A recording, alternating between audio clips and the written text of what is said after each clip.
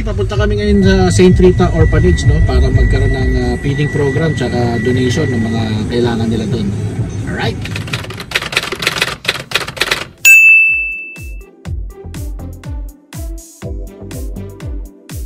Mga Kaingi, approaching na kami sa St. Rita Orphanage, no.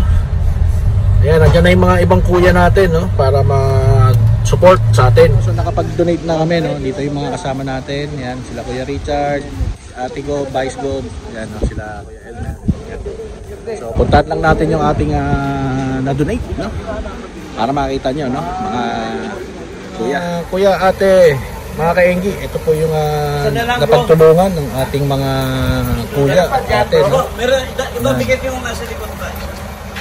Yan, so itlog, gatas, diaper, vitamins, mga pagkain, no, bigas, yan. So yan po, no. Alright.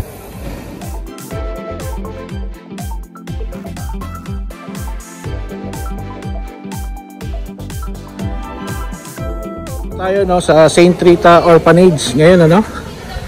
Ayan, no. Ito yung mga ibang mga chikiting natin, no? Ayan yung mga chikiting natin. Incoming secretary, Kuya Rex, no? Ating Vice Gob. Ayan.